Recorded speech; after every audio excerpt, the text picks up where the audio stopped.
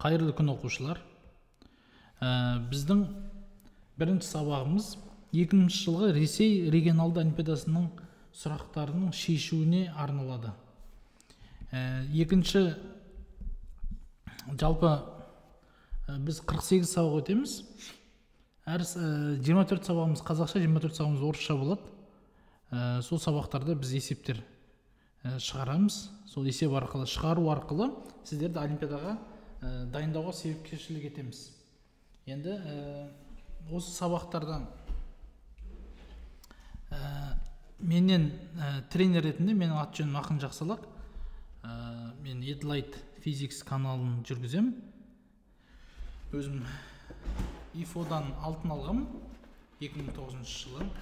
Сингапурда оқығам, және де мұғалім болып жұмыс істеп келе жатыр едім. Қазір осы соңғы 2 жылдан бері әдіскер болып жұмыс істеймін. Астанада бір компанияда, Edlight деген. Және біздің YouTube каналымызда әртүрлі видеолар түсіп сағамыз. Дарынмен бірге енді 9-11-лерді облысқа, республикаға дайындайтын видеолар түсірейік деп отырмыз. Ең эффективнасы енді тақырып білгеннен кейін есептерді көп шығарып, сол арқылы өзін дамыту ең дұрыс жол деп ойлаймын. Бірінші есепке қарайық. Есептеріміз енді орысша, оны мен қазақшаға аударып беремін. Өздеріңіз паузаға қойып шығарсаңыздар да болады. Кот Леопольд, мынау мысық, Леопольд деген мысық, сарайдың крышасының шетінде тұр.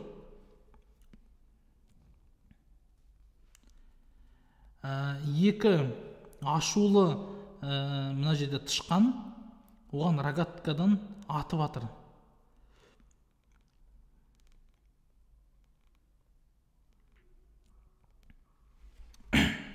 Сол тышқандар атқан тас осындай дуганың бойымен ұшып барады да, тура мына мысықтың тырнағының астына 1,2 секундтан кейін тиеді екен. Сосын 1 секундтан кейін жерге құлайды дейді. Осы мысықтың тұрған биіктігі неге тең екенін табыңыз дейді.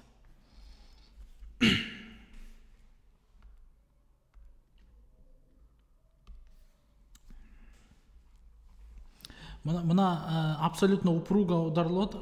Упруга серпінді түрде ұрылып жатыр.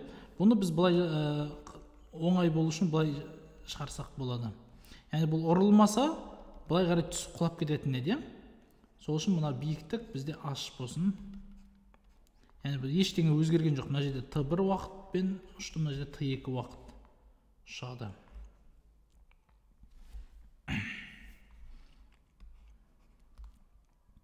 Бастапқы жылдамдық және де бастапқы бұрыш болсын. Сонда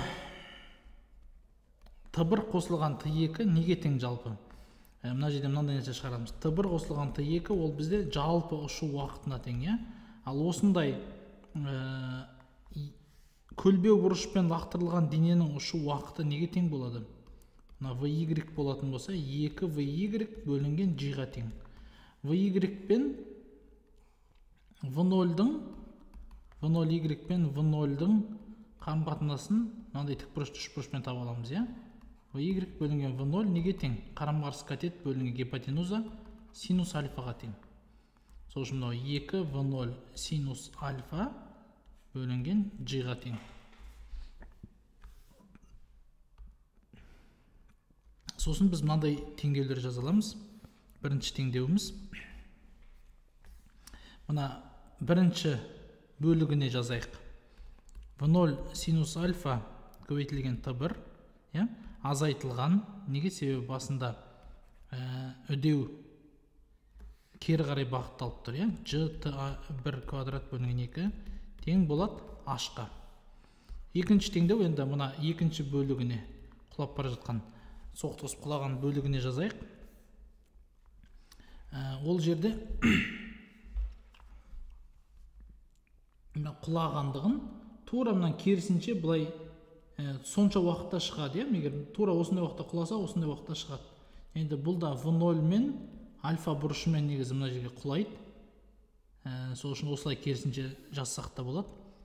v0 синус альфа көбейтілген t2 азайтылған gt2 квадрат бөлінген 2 тең болады h-қа.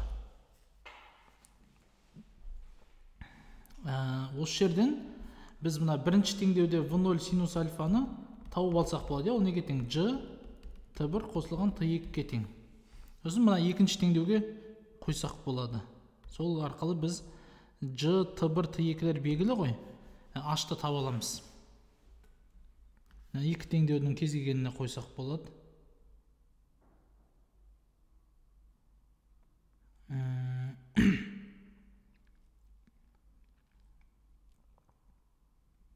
Так. G t1 қосылған t2 азайтылған G t1 квадрат бөлінген 2 тең болады h-қа. Сонда мұнаған біз 2-ден берейік. Мұнда G t1 бөлінген 2-ні сыртқа шығарып жүрсек, іште не болады? 2 t1 қосылған 2 t2 азайтылған t1 болады. Біз мына жерде көрдіңіз бе? 2-ні ұмытып кетіппіз. Мына жерде бөлінген 2 бар ғой. Бәсе, мына жерде бөлінген 2 бар. Онда 2-ге бөліп керек жоқ.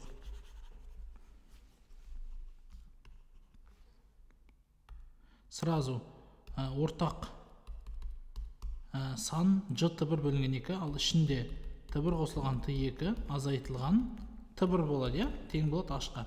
t1-лер қысқарады, сонда бізде h неге тең? G t1 t2 бөлінген 2-ге тең екен. Сөйтіп осы жерден біз Леопольдтың қандай биіктікте тұрғанын және де оғының қалай жолы болып кеткендігін, тышқандардан таяқ жеп ұят болайын деп қалып еді, сол ұят болмай қалғанын бүйтіп табуымыз керек. Так, 0,16 көзіміз 6 метр биіктікте орналасқан екен. Тышқанда мықты екен, 6 метрге жоғары рогатькамен лақтыра алған деген. Енді екінші есеп. Зависший груз дейді. Тұрып қалған дене. В начале систему грузов удерживает в состоянии покоя. Басында бұларды тыныштық күйде ұстап тұр дейді. Сол кезде первый груз лежит на горизонтальной поверхности, а два других висят на блоках. Мына суретті түсіндіріп жатыр ғой, короче. Мынау столдың үстінде тұр, мына екеуі ілініп тұр блоктарға. Оси крайних блоков неподвижны дейді. Мына екеуі енді қозғалмай тұр, мыналар енді қозғалмайды, екі крайний блок. Ал ортадағы блок болса қозғала алады. М1 мен М3 берілген деп есептесеңіз, М2 неге тең дейді? Егер М2 бір орында тыныш тұратын болса дейді. Енді осындай қызық есеп екен. Динамикада балалар әрдайым ұмытпау керек. Біз былай бірінші күштердің барлығын бүйтіп сызып көрсетуіміз керек. Мұнда ауырлық күші астыға қарай тартады. Мұнда тоже М2G ауырлық күші бар. Мұнда М1G ауырлық күші. Мына жақта бізде столдан реакция күші бар. Бүкіл күштер міне беріліп тұр.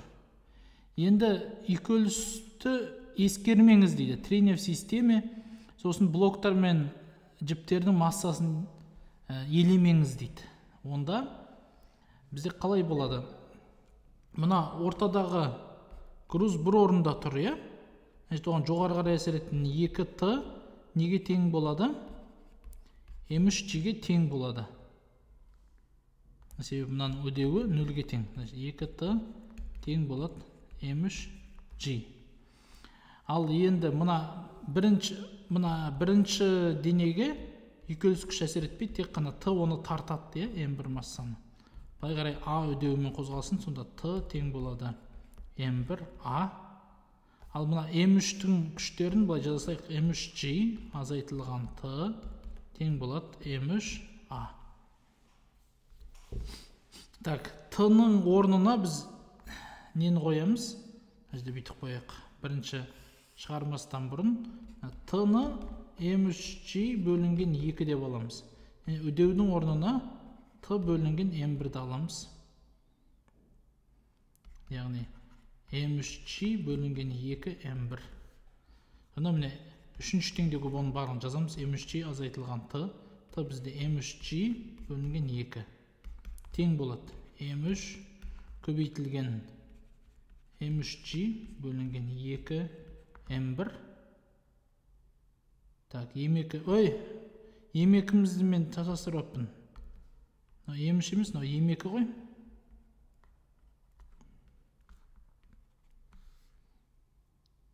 Так, жарайды, ондай шатасу болып тұрады, ештеңе етпейді. Главное, біз есепті бітірместен бұрын оны байқағанымыз жақсы болды. Дұрыс, я? Осы жерден біз гравитацияларды қысқартып жіберсек болады. Бізге m3 табу керек қой, m3. m2-ні табу керек екен. Онда m3 тең болады. m2 бөлінген 2. Іште не бар? 1 қосылған m3 бөлінген m1. Онда m2 бізде 2 m3 наған m1-ден бере салайық. 2 m3 m1 бөлінген m1 қосылған m3 болады.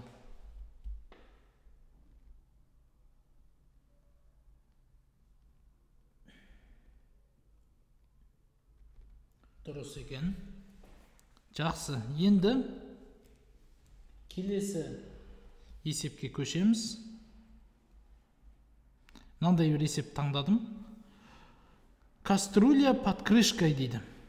Яғни крышканың астындағы қазан. Қақпақтың астындағы қазан. Вертикальды цилиндрлік ыдыстың ішінде 1 грамм су бар. Бірінші сөйлем. Сосын судың бетінде 100 сантиметр квадрат поршень орналасқан. Сосын цилиндрдегі суды қыздыра бастайды. Т0 деген уақытта оның температурасы 100 градусқа келеді. Және де су қайнап, ақырындап булана бастайды дейді. Осы уақыттан, Т0 деген уақыттан бастап, системада, жүйеде Т0, яғни 100 градус температура болады дейді. Сонда бірінші пункт. Қаншалықты жылу берсе, бұл су толығымен буланады дейді. Б пункті. Қандай H деген биіктікке көтеріледі дейді. Енді жақсы, енді пока что осы екі пунктті қарастырайық. Мына жерде судың булану жылуы берілген.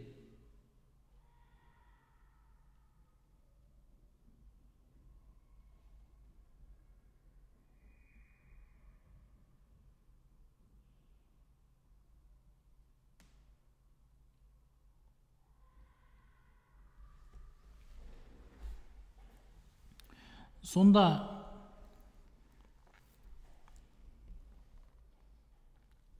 судың булану жылуы бірінші пунктта былай шығарады екенбіз.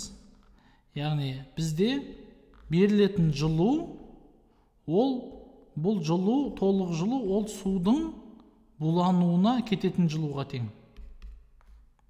Яғни қанша болады? 1 грамм көбейтілген 2,3 көбейтілген 10-ның 6 дәрежесі джоуль бөлінген килограммда 10-ның 3 дәрежесі грамм дей салсақ болады. Мен енді бір нестандартына шығарып отырмын.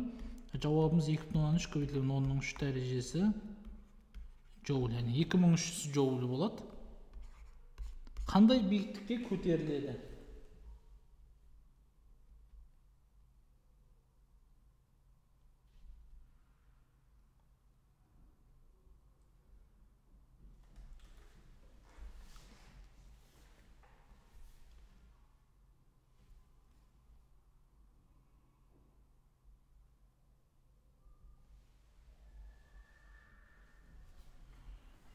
Сосын тағы бір маңызды нәрсе дейтін, маңызды информация.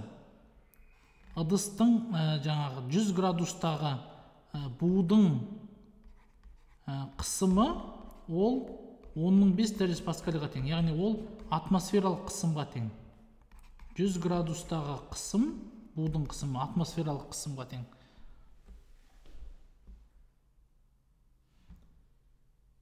Және де бізде температура берілген, температура бізде берілген, ол 100 градус. Бұны біз кельвинге айналдырамыз, 373 кельвин. Сонымен қатар бізде қысым берілген, қысым, будың қысымы ол атмосфералық қысымға тең болады. Себебі бұл жерде поршень, салмақсыз поршень дейді, не істеп тұр? Еркін тұр. Демек, оның сыртында атмосфералық қысым, ішінде де атмосфералық қысым болу керек. Будың қысымы итак атмосфералық қысымға тең. Соңында ол чиста бу болады ішінде. P0-ға тең. Бізде мольді да таба аламыз. Себебі масса берілген, судың массасы берілген. Судың малярлық массасы су H2O болғандықтан ол неге тең? H2, бұл да H-тікі 1-ге тең, 1-ді көбейтеміз 2, қосылған от дегендік 16, сонда 18 грамм бөлінген моль. Малярлық массасы судың 18 грамм бөлінген моль болады. Осы жерден, значит, біз былай P0 көбейтілген SH тең болады. Масса бөлінген малярлық масса RT деп біз биіктікті таба аламыз. Биіктік бізде неге тең? MRT бөлінген μ S P0. Енді S ауданды біз мына жерден істеп алайық. 100 сантиметр квадрат. 100 көбейтеді. Сантиметрде ол 10-2 дәрежесі метр бар, бірақ оның квадраты ғой. Сол үшін S неге тең? Бұны 100-ді 10-2 дәрежесі деп жазсақ болады. Бұнаны 10-4 болып кетеді. Метр квадрат. Сонда жауап 10-2 дәрежесі метр квадрат болады. Жазамыз. Судың массасы 1 грамм көбейтеміз. 8,31 газдық тұрақты. 373 бөлінген малярлық масса 10-2 дәрежесі ол аудан, биттік аудан, және де 10-5 дәрежесі ол бізде қысым. Граммдар қысқарады. Сонда калькуляторымызды алып келейік. 8,31 көбейтілген 373 бөлінген 18 бөлінген 10-2 дәрежесі көбейтілген 10-5, ол 10-3 дәрежесі болады, осылай. 0,17 0,172 метр болады. Яғни H шамамен 17,2 сантиметрге тең екен. А мен Б пунктын шығардық біз. Енді В, егер поршенге тағы да бір кішкене 1 граммдық груз қоятын болсақ, бұл поршен қанша дельта H-қа жылжиды? Және де ол кезде қаншалықты жұмыс газдыға қаншалықты жұмыс жасалады дейді.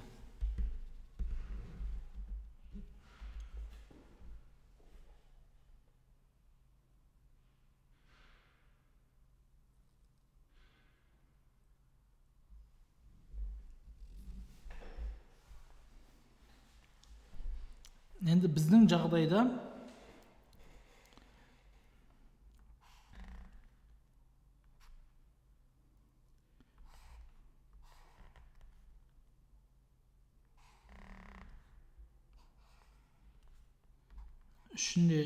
үстінде 1 грамм массаны қоямыз H биіктікте. Температура бір қалыпты дейді. Температура 100 градус болса, бізде онда қысым, будың қысымы 10-5 дәрежесі немесе атмосфералық қысымнан арта алмайды. Бірақ мына жерде қарасаңыз, үстіден атмосфералық қысымның күші еще тағы дополнительно mg деген күш әсер етіп отыр ғой. Сол үшін қаншалықты кішкентай күш әсер етсе де, бұл кезде дереу енді бұны жеңе алмайды ғой. 100 градуста будың қысымы атмосфералық қысымнан үлкен бола алмайды. Қаныққан будың қысымы ол максимум 15 дәрежесі паскальға тең. Сол үшін бұл кішкене ғана қысымның көбеюі қайтадан бүкіл судың конденсациялануына алып келеді. Сол үшін бұл қайтадан алатта бүйтіп құлап қалады. Бұлай құлап қалады. Мына жерде су қайтадан 1 грамм суға айналып кетеді. Бу. Сонда бізде дельта H неге тең болады? H-қа тең болады. 17,2 сантиметр.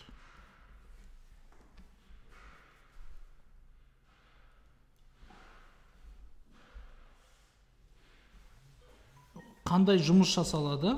Газға қарсы жасалатын жұмыс ол атмосфералық қысым. Газдың қысымы атмосфералық қысымға тең ғой. Көбейтілген S бұл күш болады, көбейтілген дельта H бізде H болады. Оны қайтадан суға айналдыру үшін мынанша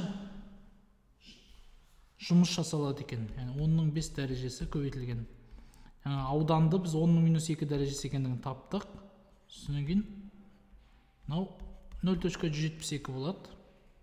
Яғни шамамен 172 джоульға тең болады екен. Келесі есепке көшейік. Бүгінгі соңғы есебіміз ол пайдалы әсер коэффициенті үшін күрес деген есеп. Борьба за КПД. Пайдалы әсер коэффициенті үшін күрес. Осындай бізде график берілген. Ол жерде идеальный одноатомный газ. Бір атомды газ бар. Бір атомды газ. Бұл идеальный газ. Енді бұның ПВ циклының формасы тік бұрышты үш бұрышқа тең. Бұл жерде міне сол жақтағы катет ол изохора. Себебі көлем В1 тұрақты ғой. Төбедегі катет ол изобара. Себебі бұл жерде қысым тұрақты. Осының максимум мүмкін болған пайдалы әсер коэффициентін табыңыз.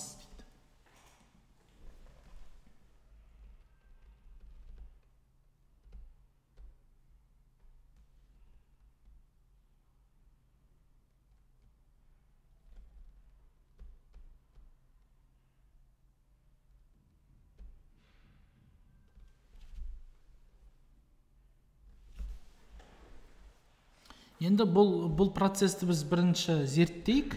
Давайте біз мына 1, 2, сосын 3 деген нүктелерге бөлейік. 1-ден 2-ке бұл жерде нагревание болады, жылыйды. 2-ден 3-ке жылыйды. Ал 3-ден 1-ге суыйды. Бұл явно белгілі. Ал бізде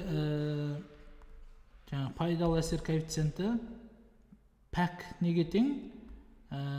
Жұмыс циклда жасалған жұмыс бөлінген жылы ортадан алған температура. Жылы орта ол не болады? 1-2 қосылған 2-3. Циклдық жұмыс неге тең? Қарай, циклдық жұмыс ол мұна ауданға тең. Цикл. Бұл тік бұрышты үш бұрыш болғандықтан бұның бір ұзындығы дельта P, екінші ұзындығы дельта V, және үш бұрыш болғандықтан оны 2-ке бөлеміз.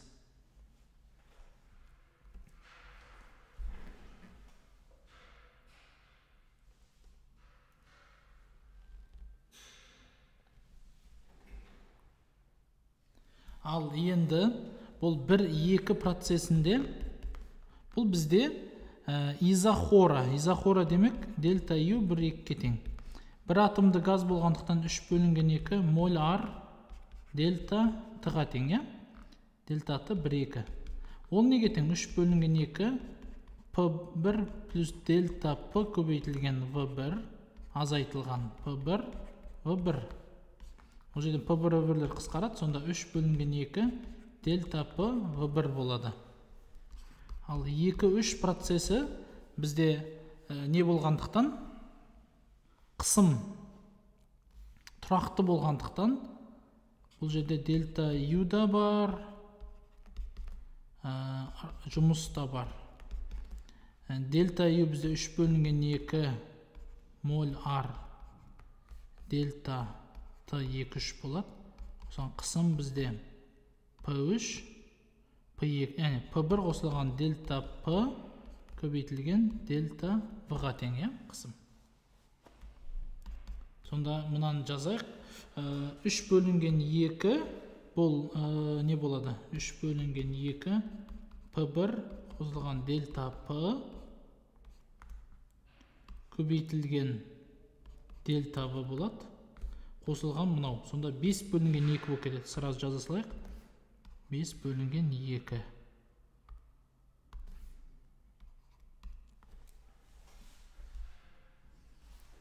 Жақсы, енді осының барлығын соңғы теңдеуімізге жазайық. Пайдалы әсер коэффициенті дельта P көбейтілген дельта V бөлінген 2 бөлеміз. 3 бөлінген 2 дельта P V1 қосылған 5 бөлінген 2 P1 қосылған дельта P дельта V.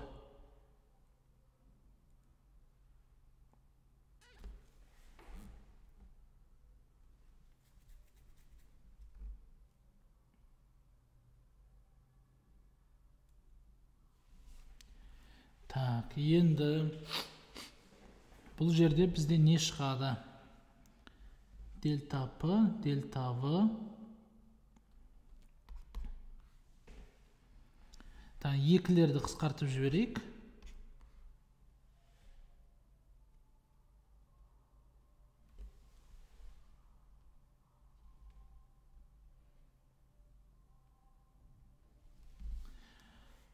Үстіңгі жақта бір қалсын, астыңғыларды біз дельта P дельта V-ға бөліп жіберейік. Сол кезде V1 бөлінген дельта V 3 көбейтілген.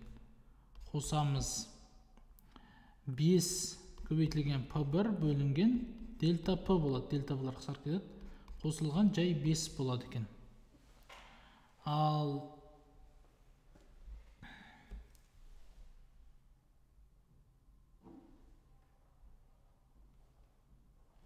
бұл жерде енді мынау максимум болу үшін астыдағы минимум болу керек, минимум болу керек.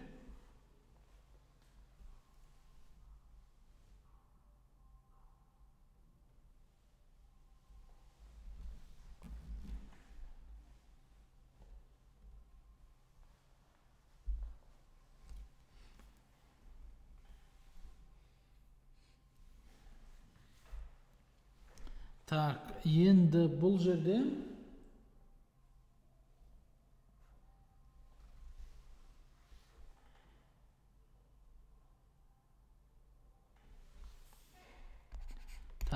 пайдалы әсер коэффициенті 1 бөлінген. Так, былай жасайық. Пайдалы әсер коэффициентін біз дұрыс жаздық па, бір тексеріп алайық.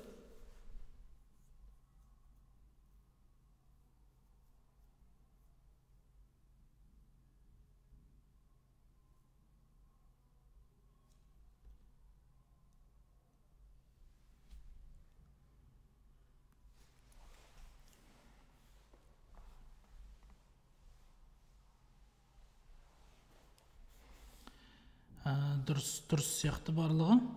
Ал енді мынау максимум болу үшін мынау бізде минимум болу керек. Мынау бізде минимум болу керек. Минимум қай кезде болады? 5 итак 5 болып қалады қосылған. Енді мына қалған бөлігі 0 болу керек қой, 0 болу керек. Ол үшін значит V1 бізде 0 болу керек екен, P1 0 болу керек. Сонда бізде минимум 5. Сонда максимум КП-ді 1 бөлінген 5, яғни 20% болады. Ол үшін P1 0-ге тең болу керек, P1 0-ге тең болу керек екен. Бұл мүмкін бе? График бойынша қараймыз, мүмкін, я? 0-ден басталу керек. Сонда біздің графигіміз негізі мынандай график болу керек болып тұр ғой. 0-ден басталады. Дельта P-ға дейін көтеріледі. Мына жақта бізде дельта V болады.